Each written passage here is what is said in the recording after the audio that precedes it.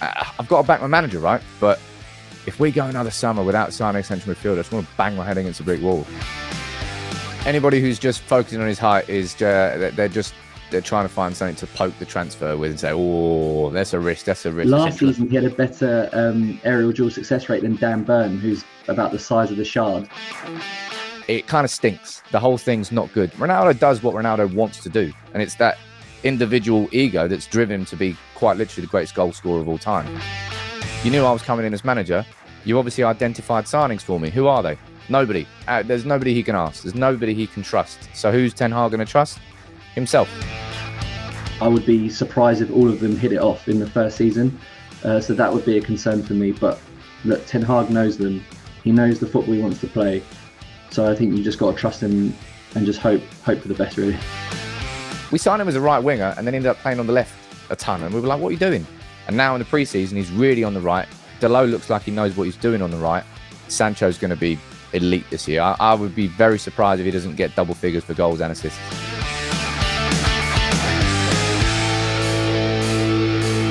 Hello, welcome to the Edge of the Box podcast, a podcast by WhoScored.com. I'm your host, Dan Bardell, as we continue our Who Scored summer preview series. We've done the 5 other big hitters and we're finishing with Manchester United today, the so-called Big Six.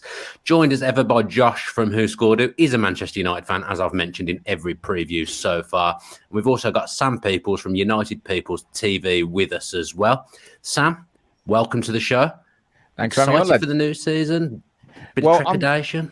I'm just glad it's not last season anymore. Is the first thing, because it was brutal watching that as a United fan. I mean, it's been a pretty bad few years, but just watching Liverpool and City go toe to toe, and having to deal with the consequence and the thought of what's better, is City winning a treble or Liverpool winning the league? And then neither happened. I was like, okay, right, it could have gone worse, but I want to focus on United not being a joke of a football club anymore. Ideally. Josh, do you feel they're making strides towards not being a joke football club anymore? Well, I wasn't so sure at the start of the summer, but I have been really encouraged by what we've seen in pre-season so far. So I'm a little bit more optimistic than I was, but still a lot of work to do, I think, from the club to try and give Ten Hag the best opportunity to succeed, but we'll see. Yeah, I think Ten Hag's saying all the right things, isn't he? And you can see a tangible improvement in stylistically when you watch Manchester United in pre-season. So we'll start, though, with the transfer window assessment. And Sam, Frenkie de Jong, all we've done is talk about him all summer from a Manchester United point of view. It still hasn't happened.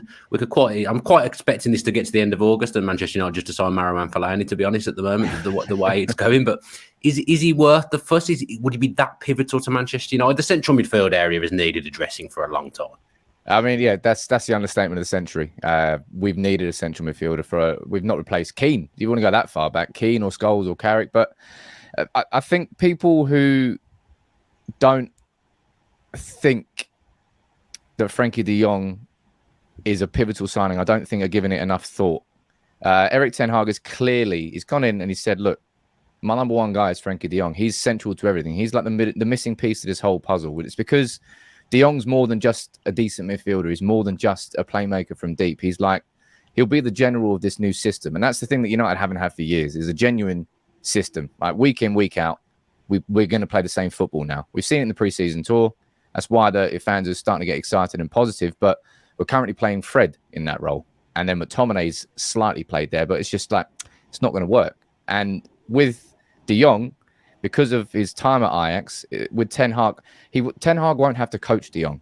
He'll just do all of the work that Ten Hag will want him to do, but naturally, subconsciously, without thinking. And with De Jong in the team, United will accelerate towards this Ten Hag system of football so much quicker this season with De Jong in it than with anybody else in that position. It's why we're just focusing on him purely. If we don't end up with him, it's not actually United's fault. We've agreed a deal with Barcelona. We've already got the fee done. That's out of the way. The rest is down to Barcelona, their politics, and the weird financial mess that their football club is in. Does De Jong want to come, Josh? Do you get the impression that there's something holding him back from wanting to be a part of Manchester United? Is it maybe that they're not in the Champions League? You know, the fact that they haven't been great over the last few years? But what impression do you get? I don't think it's particularly a knock on Manchester United. I just think that his dream is to play for Barcelona. And on paper, he is so Barcelona, the way he plays. So from that point of view, he's not particularly saying no to Manchester United because we're not a good club at the moment, not a great team, but I think it's more the fact that he's having his dream pulled underneath him from the club that he adores. So from that point of view, it's Barcelona being just a complete mess, going out and signing players while asking him to take a 50% pay cut, and not just spending little money. They're spending big money on all of these players: Rafinha, Lewandowski. They want the Sevilla centre back Jules Koundé as well. So from that point of view, it's a bit mystifying why he still perhaps wants to stay there. But I think it is just all not mind games, but politics from his team, making sure that they get what they're owed. Because I would be absolutely shocked if Manchester United are going in this deep for De Jong, and they've had no assurances from him or his team that he will go if the deal's right, sort of thing. And just to build on from what Sam said, I think at the moment our midfield is an absolute mess in the position that Ten Hag has identified. Scott McTominay is a wrecking ball, essentially. So he's not going to work in that position. And Fred, personally, I don't really want to see him anywhere near United's penalty box. I think we've seen in the last 12 months what an effective player he can be closer to the opponent's box. But close as well as it scares me whenever he receives the ball facing our own box. And I think that's what De Jong ticks all those boxes. I'll just read through some stats. Every league season that he's had a pass success rate above 90%. I guess that is circumstantial that he's played for Ajax and Barcelona, where you would perhaps expect that. But this is someone that's completely comfortable on the ball, facing all directions. And I think that's what United have really struggled with, is they've had players that don't mind receiving the ball, but then turning to face the opposition way has often been a bit of a struggle. He ranks second for long ball success rate over the last 3 seasons in Spain, behind Toni Kroos, obviously another one that got away from Manchester United many years ago. So he's not just capable of doing the short passes that keep the tempo ticking, he can also spread play and get over the back of the opposition defence. He's got the best accurate through ball success rate as well in Spain, so he's capable of picking those passes that can slide the forwards through. The best dribble success rate in Europe last season, again, as I said, someone that's capable of not only passing through but also carrying the ball himself. And he also had the most WhoScored Man of the Match awards in Spain last season of all midfielders. So while it hasn't always been plain sailing for De Jong on the pitch for Barcelona, he still has produced match-winning performances for them. And I think that's also worth remembering that, as Sam alluded to, that what I'm clinging on to if this deal does go deep into the summer is that while most of United's players have got a real steep learning curve to go through, De Jong doesn't have to have that. He can just go straight in, and both him and Ten Hag know exactly what's required from each other. And I think that is the silver lining to this transfer, that while it's definitely not ideal that it's not done yet, I don't think it's a disaster if it is done late into the window. The WhoScored Man of the Match awards are the ones that everyone wants. That's the one. Highly coveted, that those awards. That's what every footballer that watches and looks at WhoScored, that they all want those awards. I didn't realise he had so many. De Jong. Sam, what happens if he doesn't sign then? Is there an alternative they could go for? Is there anything within the squad at the moment that could play that role? It feels kind of like if they don't get him, I would feel as a non-Manchester United fan, it's a massive problem. It is a massive problem, and I'll be honest. Like I've already done my research and looked into Frenkie de Jong alternatives, and the fact of the matter is, there just isn't one. There just isn't one. Like if you were to have like a list of 10 check boxes and you were to tick them with Frenkie de Jong, he obviously ticks them all. But anybody else is like, nah, maybe not. And what United have ballsed up on in the last few years of the transfer market is we've just had a scattergun approach in the transfer market. I'll just sign him for 40. Donny van de Beek, the perfect example. Great player. We didn't really need him. And we've stagnated his career to the point where he was a bit of a ghost in the preseason tour now. We need to sign the right players for the right reasons. So I think, personally, Ten Hag is going to go, if I don't get De Jong, I'm going to try and develop from within. He's already said that. So if you're looking, I know that I completely agree there, by the way, that Fred facing his own penalty area is a scary prospect. But when you get Ten Hag's system, when United go forward now, the 2 fullbacks, they kind of drop in, or at least one of them. It's, the inverted fullback, the Pep Guardiola way. That means that Fred whoever operates in that role, would have someone alongside him and kind of help in that sense. But I think it's De Jong or nothing. And if it's nothing, then we're going to see maybe Fred get developed inside that role. James Garner maybe stay at the club. It won't be ideal. Trust me, it won't be ideal. And there's going to be a lot of United fans who are angry that we just didn't sign anybody there. But if Ten Hag's so headstrong that it's De Jong or nothing, then it means it's going to be nothing this summer if De Jong doesn't come. And we're just going to wait until we get him. And I've got to back my manager, right? You have to back your man. I'm not going to try and undermine him at this point. But if we go another summer without signing a central midfielder, I just want to bang my head against a brick wall, really. I mean, we signed Christian Eriksen, of course, but he's different. I feel like he's a little bit different to De Jong. But please, Frenkie, I think he's got to have at some point. I mean, he's. I feel like he's really innocent in this whole situation. He alluded to it there. Like, it is his dream club, and his dream club is there, just standing on his head. Like, I know you took a pay cut to help us, but how about you just take a permanent pay cut whilst we go and take those wages and give them to Lewandowski? It's an odd club. It's the weirdest summer I've ever seen from any club of that size. It really is, from Barcelona. Yeah. And they've also been playing at centre back as well. Yeah. It's just it's. I mean, he did play at centre back under Koeman before, so he has played there before. But it's like they're giving two fingers to Frenkie. It's like they're trying to almost openly annoy him. They're trying to take the piss out of him. They're trying to paint him as a villain now, so that when he leaves, Barcelona can go, well, we did everything we could. We're not the bad guys here, whereas in reality, they are. I would say though, if they don't get him and they don't sign anyone else, in some ways, as a Manchester United guy, I would look at that as a positive, because that shows that they're not making the same mistakes that they have done previously, just getting players in with no clue what to do with them, no idea, just to sell shirts or whatever. So from that point of view, I think actually think in a weird way, that would be some form of progress from behind the scenes at Manchester United. It will split the fans. It will really split the fans, because a lot of fans, it's like, I always use the analogy of being drunk going into a supermarket. It's like everything looks appealing. And that's what United are in Central. Oh, yeah, I'll take you. Yeah. Milinkovic, Savic, Fabian. Oh, yeah, I'll take them all. Yeah, they probably would all improve United's midfield, but then we're probably going to be stuck with another player like, Martial before this preseason. He's on 240 grand a week. We couldn't sell him. We've got Phil Jones, who's still at the club because his wages are great. We've got Lingard, who, we know what's happened with Lingard, but these sorts of problems have to be rooted out. And we've gone after De Jong. I'll be honest, it's just United have got involved. I wish we hadn't got involved in Barcelona this summer, and we have. It's just, I don't think anybody expected it to be as crazy as it is, but we've agreed the fee. We've got that done. Barcelona, get your stuff in order, man, because we want him. Right, then let's move away from De Jong then. Josh, little test for you. Manchester United now have 7 senior centre-backs. Can you name them all? Yeah. We've got Lisandro Martinez, obviously, who we'll talk about in a second. Victor Lindelof, Rafael Varane, Harry Maguire, Tuanzebe still there, Erik Bailly and Phil Jones. I think is that 7? That is 7. Yeah. Well I think as Sam said, the scattergun approach is just happened all over the pitch in terms of Manchester United recruitment. If you look at all of those centre-backs, most of them are all pretty different from one another, and quite a few of them have been signed within the last 5 years. I think there was a run of every summer we signed a new centre-back, and obviously it's happened again this summer. No club should have 7 senior centre-backs. That's on big wage. That is just ridiculous, isn't it? I'm sure some of them will leave. I mean, I'd hope some of them will leave before the window. But they won't, because no one will take them. It is stupid.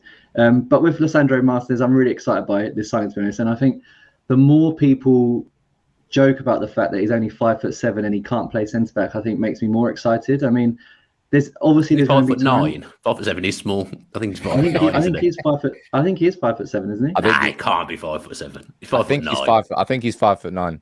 Okay, 5'9". The same as Cannavaro. He was 5'9", wasn't he? But yeah, there's always going to be a time over the course of the season where you can just see someone like Christian Benteke out jumping him at the back post and scoring a header, and opposition fans will definitely be on that. But I think Ten Hag clearly values the fact that his ball playing ability over the fact of his height. And to be fair, he actually is really good in the air for someone of his size. He can have a good spring that can make you 6'3". Last season, he had a better aerial duel success rate than Dan Burn, who's about the size of the Shard. So yeah, it doesn't count for everything. And just for context, Martinez won 70.5% of his aerial duels last season in the league. Maguire won 72.8%, Varane 73.7%, and Van Dijk 77.5%. So up against the big boys, he doesn't compare too badly, to be honest. And I think the problem that Manchester United have had in that left-sided role is that Harry Maguire's played there pretty much his whole time at United until recently, and he is a right-footed player, so you often see that when he does receive the ball from the right, his first touch is to come back to the right before he sweeps it out to the left, and it is quite predictable, and it does make that sort of transition of the game quite difficult. Sometimes it is really effective, but we haven't really seen Maguire step forward as much in the last 12 months as he used to do, which made it really effective. And I think that's the key difference from United's million other centre-backs, is that Martinez is a natural ball-playing defender who isn't just capable of passing out for the back, but he can also carry the ball forward. And I think that will alleviate a lot of the pressure if we start the season without Frenkie de Jong, for example, that Martinez is the player that can do that. But yeah, excited to see him finally in a United shirt. Sam, are you happy with Martinez coming in? Because again, I suppose, you want to back the manager. That's a player that the manager identified, and that's a player that the manager wanted. Yeah, I think anybody who's just focusing on his height is they're trying to find something to poke the transfer with and say, oh, that's a risk. But ultimately, football, it's modernized, and it's not all about being Burnley now anymore. Look at Liverpool and City. It's all about playing the ball on the floor. And one of United's biggest Achilles heels over the last 5, 6, 7, a long time, playing out from the back with the ball. We can't do it. We cannot do it. Every time we try, we invite pressure on ourselves and teams take advantage of it, and we kick it long, and we can't control a game of football. When United were at their best under Solskjaer, it's probably the best football we've played in a long time. When that finished season, we finished second. We were a transition team. We get it as quickly as possible from the back to the front with like 3 or 4 passes and use the pace of Rashford, Martial to expose teams. We've never been able to, in the last few years, control a game of football and just hold possession for like 2-3 minutes without looking scared by it. Martinez is going to change that. Really will change that. And the big thing, it was mentioned there by Josh about Maguire being right-footed. Martinez is left-footed. We've used Tellez as a left centre-back on the pre-season tour.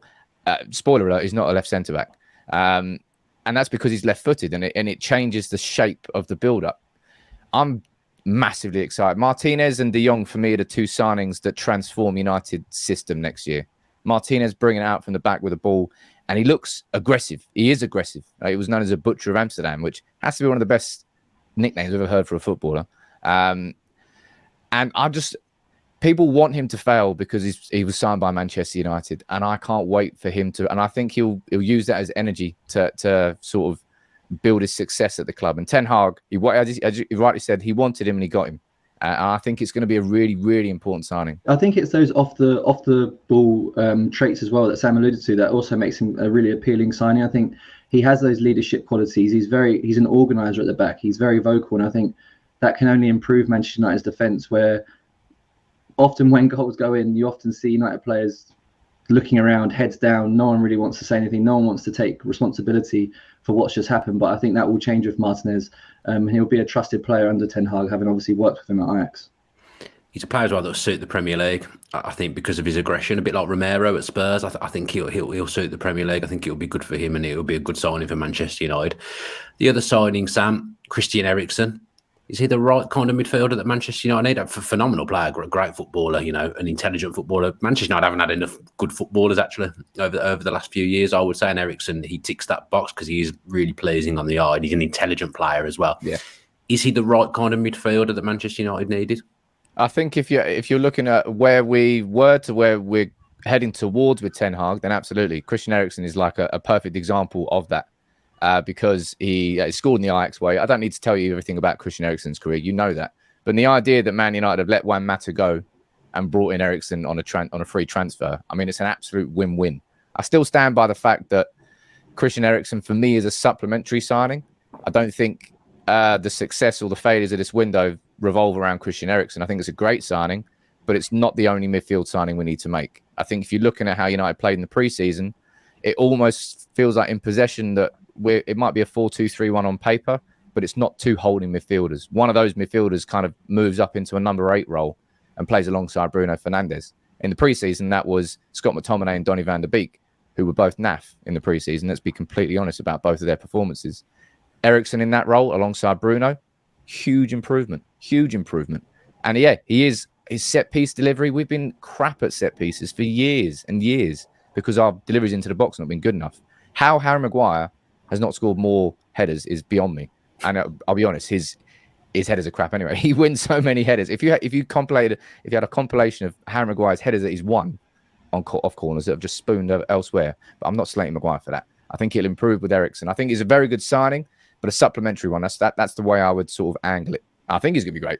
I don't know though, but he's got the ambition. He had the ambition. He could have stayed in Brentford, right? Happily in the Premier League, chilling out in London. Family's happy. Could have had a few years there and nobody really would have begrudged him. But he's gone, no, you know what? I want to see if I can still compete with the big boys at the very top. And that's why he's come to United. And he mentioned his ambition. And I think as long as, fingers crossed, his health and his fitness is there, I think he's going to be a very, very good signing, especially for free. Josh? I think signing players that age 30 plus has got Manchester United into trouble a few times in recent years. And there was under Solskjaer, like a clear, before Ronaldo came, a clear direction to go away from that sort of signing. But it does feel different with Eriksen. He does feel like he could potentially be one of United's best players straight away.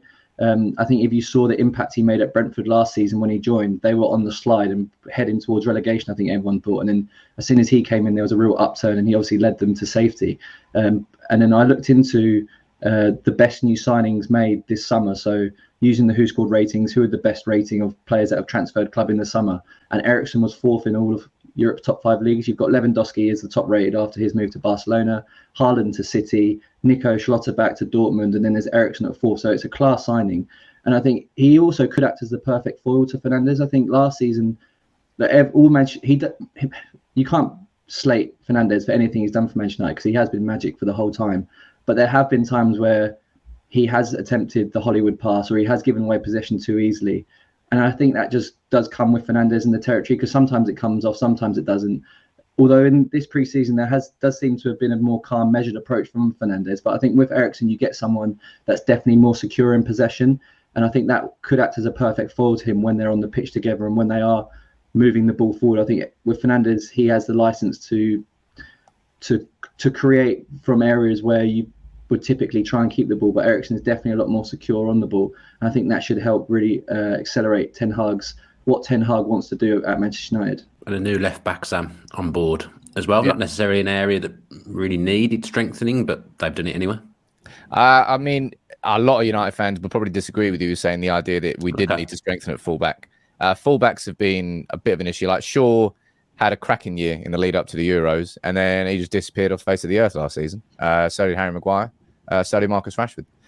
But Malacia he's obvious. He's a modern day fullback, right? He's got the profile of it. Ten Hag's raved about it, and we've seen it in the preseason. It's not just about energy going forward. It's not just about covering your positions. He just looks. He's clearly got a great attitude. Very happy to be at the club, but he's got a work ethic and something that Ten Hag can point towards and say, right, there's your new level. You have to match it, or I'm going to kick you out of the team. And Malacia, the way he's played in the preseason, he's probably forced his way into. I would kind of be surprised if he didn't start against Brighton. The way that the preseason's gone so far, how Shaw has played, and how Malacia plays. There's no doubt that Shaw will get opportunities as the season goes on, but perfect competition. And the sorts of signings that United need to make more of. 17 million euros, relatively. Oh wait, no, it's not relative. It's cheap in the market for a player who's come in and had an impact straight away. That's what good scouting does. We don't have a scouting department at the moment. It's kind of why Ten Hag's been going towards the Eredivisie and looking at all the players he knows. But we have to build that next year so we can start signing more players like Malacia. And every United fan has been impressed with how he's got on so far. Even the fact you say Manchester United don't have a scouting department, it's absolutely catastrophic. Like, how can Manchester United not have a scouting department? It doesn't make any sense. We sacked both our chief scouts, so Ten Hag's got no one he can trust. So we've got to build that up again this year, and hopefully next year we can actually operate as a football club. He might be on checking who scored Man of the Match award, mightn't he? to get his signings in. That could be what he's doing. Let's finish this section then with a transfer window grade. So we're doing this based on the moment that De Jong isn't there, Sam. What grade are you giving them? I'm going to go for the middler. I'm going to go for a C, because I think the fact that it might not be a big deal to a lot of fans, maybe that aren't, well, not non-United fans, but Pogba, Mata, Matic, Lingard and Cavani all actually genuinely leaving on free transfers and not just getting contract extensions for the sake of keeping them at the club is a step in the right direction. United have been so bad for so many years that you have to be excited by cliches applying to our club. That's how far we've fallen. I know it's bad. It is bad, but it's just the reality and the truth. So I'm quite happy about that. And I think Eriksen are a free, good signing. Miss Martinez, I'm excited about that signing. And I think Malacia is the indication of something where we need to head towards. But ultimately, Frenkie de Jong is the person that changes that grade completely. What does that put it to if they get him in? I mean, if he comes in, it could go straight up towards an A. Because if you're looking at what United needed this summer, we needed a centre-back, a central midfielder, an attacker, which still has to happen, with or without Ronaldo leaving. And then the fullback's a bit supplementary, but an exciting supplement. Been slightly more harsh. I've given United a D. I think I was expecting it to be a bit of a slog this summer for Ten Hag, but I still don't think they've given him the best opportunity to succeed. And while De Jong will go late into the transfer window, I'm concerned that won't happen. Not really from Manchester United's to Manchester United's fault, but I'm just concerned that Barcelona just won't happen because of Barcelona, really. And I think if that doesn't happen, it's going to be a real tough season for Ten Hag.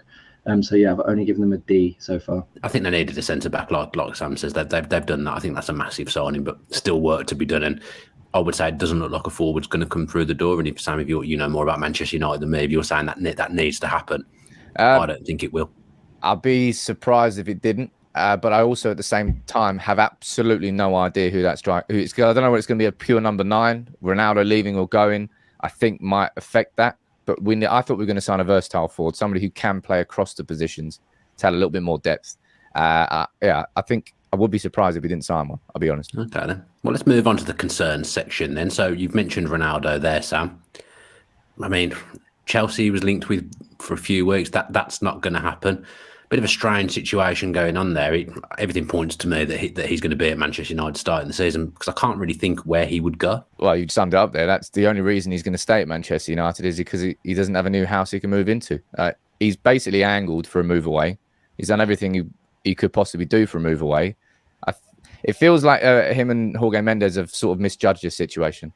I mean, which kind of surprised me because Jorge Mendes met with Todd Bowley, so probably would have had assurances that they were interested or not. And then Chelsea are like, nah, don't fancy it. And I don't blame them. I don't think it would be actually, it kind of sounds like a Chelsea signing, really, that they would make for a season, wouldn't it? Bayern Munich, they're not interested in him because of his age. And I don't know, the thing that annoys me about Ronaldo is just the timing of it all. Like, no United fan would have begrudged him at any point if at the end of the season he's like, I want to play Champions League football next year, love being back, I'm going to leave. No United fan would have had a problem with it. Instead, it went to the preseason, just before the preseason, and then, of course, we were told it was personal family issues. So we can't question that because it's dangerous to assume.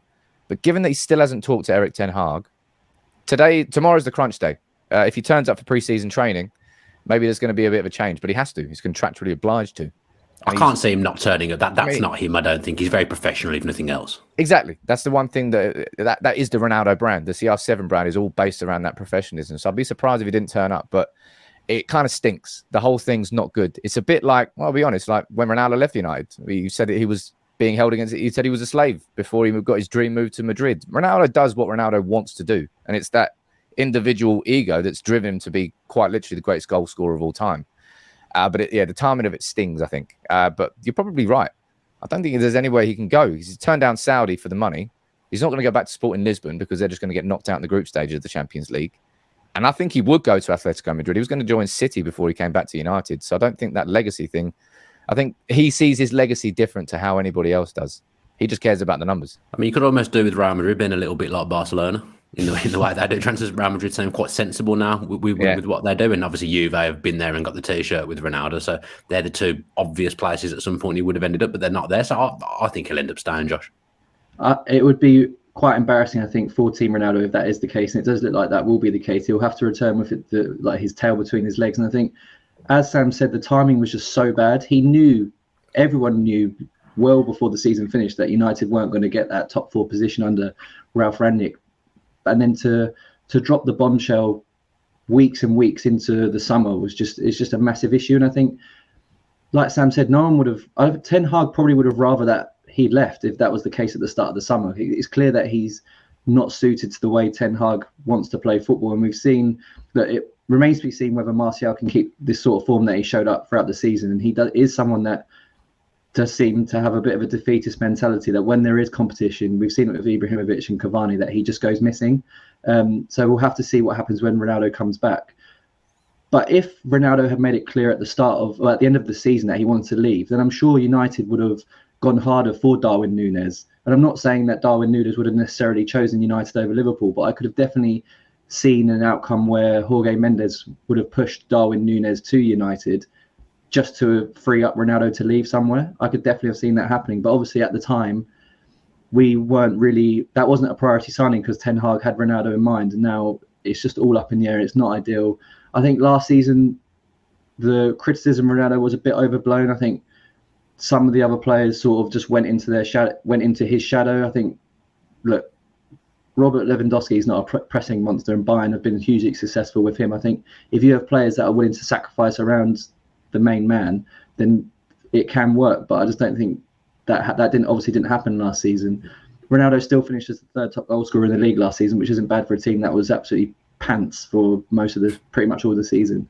But although the one thing that I have been encouraged by is that even though it has been a massive cloud over United's pre-season, where there has been real positives from the tour of Australia and Asia, it hasn't completely derailed things. I think that's a positive for United heading into the season, but it's going to be really interesting to see what happens when he does come back. Sam, are you concerned by the Dutch element to Manchester United transfer business? So basically, if you've played in Holland at some point in your career, you've had a chance of signing for Manchester United this summer.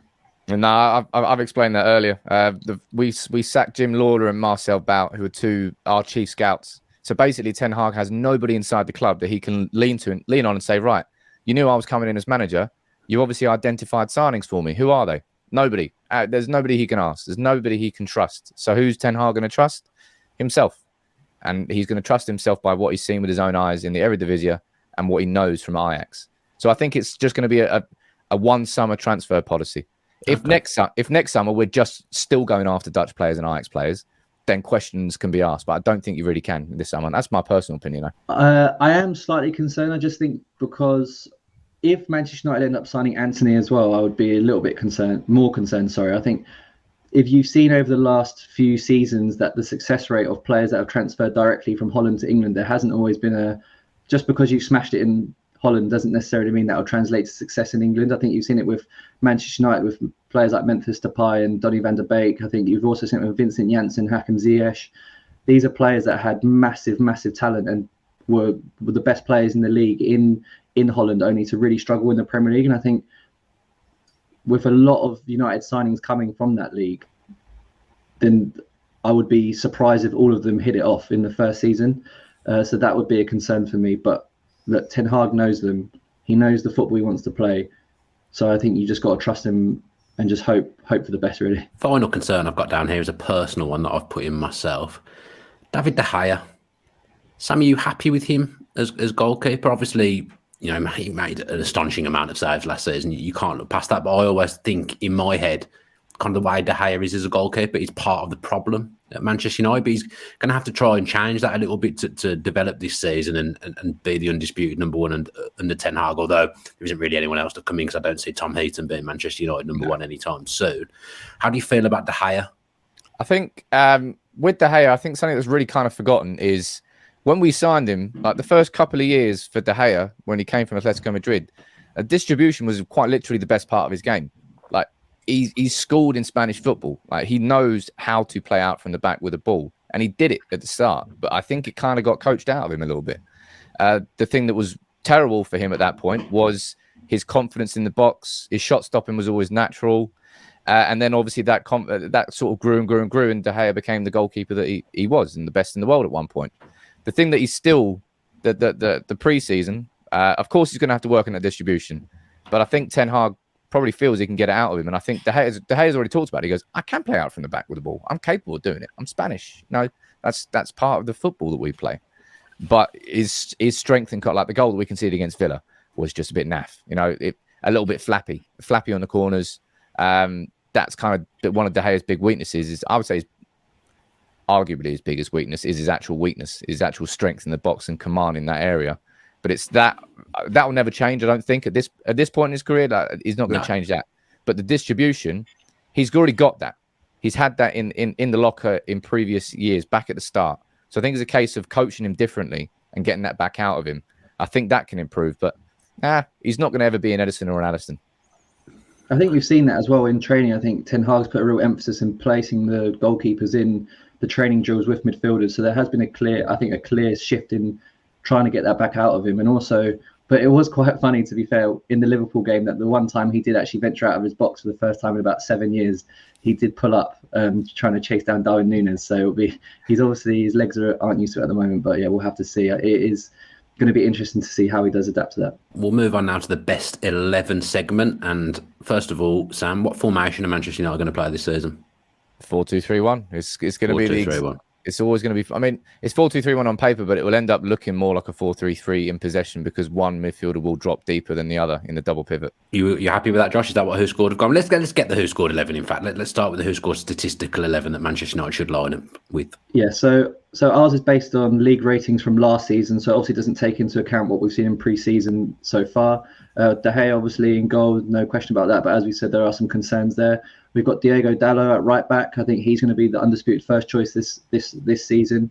I've always been a bit unsure of Dallo. I think that there were calls from Manchester United fans to see him for a long time, and it was refreshing to start with that we had a right back that was capable of going forward, but the end product wasn't always there. We've seen an improvement in pre-season, so it'll be interesting to see how that goes. The centre-back pairing is Lisandro Martinez at left centre-back. He was actually the top-rated centre-back in all of Europe's top 6 leagues, according to our ratings. Monster rating for him. We've actually got Raphael Varane as the right-sided centre-back in that. I'm not sure how many games we're going to see from him this season, to be honest, but he was the best of a bad bunch last season. Left back, we've got Malacia over Luke Shaw. I think something that I've been really encouraged by this season is that when Manchester United have crossed the ball, it's been with a purpose. It's been low cutbacks or trying to actually find a teammate rather than just sticking it in the box and hoping for the best. And Malacia was really good at those cutbacks at Feyenoord last season, so that would be interesting to see. The number 6 position is obviously a massive issue at the moment. We've got McTominay, who has a marginally better rating than Fred, but obviously I don't think we're going to see McTominay in that role under Ten Hag. And then we've got Eriksen and Bruno Fernandes along next to him in those advanced positions. Then the front 3, Rashford obviously was nowhere to be seen last season. Martial nowhere to be seen last season. Alanga showed some promise, so he actually gets it on the right-hand side for us. Not sure, again, how much we'll see of him.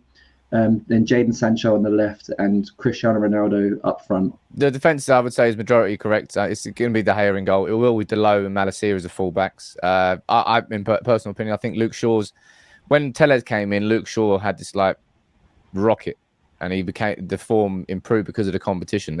We need to see that again from Shaw, and then some, because Tyrell Malacia knows the Ten Hag system, and Shaw's got to learn that. Centre-back partnership, I've gone for Martinez and Maguire. I want it to be Varane. I want Varane to stay fit. I don't have much hope that he will stay fit for the full season. I mean, even in the pre-season, he's had some niggles. I think he had some knee problems. Look, he's a champagne footballer. He really is. But it's a bit like Real Madrid and Bayern Munich rarely let go of a player of a certain age unless they're pretty confident that they're not going to regret it. They don't really miss in that sense. And I fear that Varane's going to be another one of those. But prove me wrong, Raphael, please, because I want to see you there. He's such a good player. But I'm going for Maguire and Varane. Midfield 3, I've gone for Fred, Bruno, and Eriksen. I don't think there's much chance of McTominay getting too many starts for United next season. I think he'll be a good squad player. McTominay will always be a good squad player. And I don't like fans that just try to slam him and say he has no purpose inside the squad, because it's just wrong. But he shouldn't be starting for United in that position. And neither should Fred. Right? Neither should Fred. And I'm not going to say he is, but I think Fred's probably got more quality that can be tuned into that role than McTominay does. And in the front 3, I've gone for Rashford, Martial, and Sancho because, man, the pre-season, man, it's been exciting. It has been exciting. It was mentioned by Josh earlier. It's good that the Ronaldo story hasn't just overshadowed. And United would have done. If United had got pumped 4-0 by Liverpool, everybody would have. Every headline everywhere. Ronaldo-less United gets smashed by Liverpool. Instead, it was like, oh, don't worry, it's only pre-season. You can't look too much into that 4-0 win. But those 3 are working well together. We're not just scoring individualistic goals in the preseason.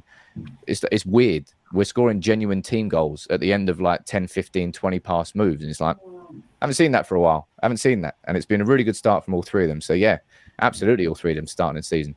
Ronaldo shouldn't start. My 11 is exactly the same as yours. Same to start the season. Exactly the same. So there we go. You're wrong, Josh. You're wrong. Who scored? Let's pick then one player to watch then in the upcoming campaign. Josh, who've you gone for? I was toying between a few, but I've gone for Jadon Sancho. I think last season was obviously so disappointing from him. He came as one of the best players in Europe and had been for a couple of seasons, and he obviously had such a poor season for United last season. I think he actually ranked nearly 800th in Europe's top 5 leagues at the end of last season by WhoScored rating, so obviously not great. But I think we've seen in this pre-season alone that he's really, really coming into it now, and I think it was said last season on this show that under Solskjaer, he didn't really have a coach that there was much tactics behind what he wanted, what was required from Sancho, on the pitch. But with Ten Hag, that'll definitely be the case. And we've already seen with some of the goals he's set up, the goals he's scored. There's been a real improvement. I think there's going to be a big season for Sancho. So yeah, I've gone for him. I've gone for Sancho as well for the exact same reason, Josh, that you've mentioned. Sam, full hat trick. You can't not look at that. Jadon Sancho. He had a poor season, but between like January and March, he had like a 6-game streak where he was absolutely on fire. And Sancho's a system player, as I said there. Ten Hag will know, and we signed him as a right winger, and then ended up playing on the left a ton. And we were like, "What are you doing?" And now in the preseason, he's really on the right. Dalot looks like he knows what he's doing on the right. He's just going to be so exciting, man. He's going to be the player that we thought we signed last year. We did sign last year, but he was part of a tumultuous season where we sacked our manager, switched systems, kind of didn't have an identity too much. Sancho's going to be elite this year. I would be very surprised if he doesn't get double figures for goals and assists. And the expectations then for the 22-23 season, I've left myself absolutely nowhere to go because we've already done 5 shows and I've picked my top 5 already. So I've got Manchester United as 6th. But I would say still I look at it and that 11 that we just reeled off, I think even Arsenal's 11 is comfortably better than Manchester United at the moment. So I think there's still a lot of work to do.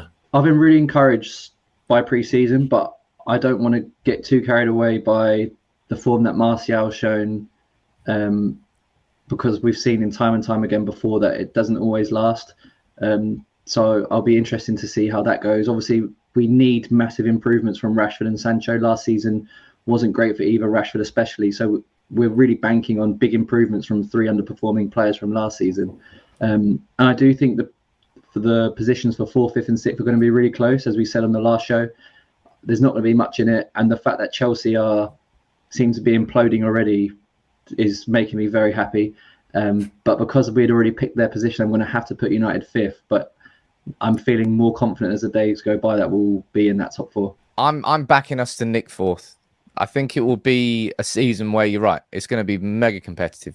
Liverpool and City, forget about them. They don't exist. Chelsea had a pretty much free run at 3rd and then nearly managed to balls it up as the season went on. So Spurs looking good. But I think it all revolves around the mysterious Ten Hag factor. What United fans have seen in the preseason has been really promising. Nobody expected, I think, the level of discipline and teamwork and cohesion to be seen as quick as it has been seen. And it's really, it's a good start. That's the most exciting part of it. And if that's what we can get like after 3, 4, 5, 6 weeks of training, how good can it get as the season progresses? That's the factor that we don't know, and we won't know until the season goes on. We start getting injuries. We start playing 3 games a week. How does it work? But the early signs are that United are not going to be a joke. Last season, we finished 2nd, and then we signed Varane, Sancho, and Ronaldo. You're thinking, go on then. Well, United fans, even moderate United fans, went into that season going, there's a sneaky chance that we might compete. And then, fell out, and we all know what happened. But the way that we're looking this season, the players that underperformed to that level last year will be better.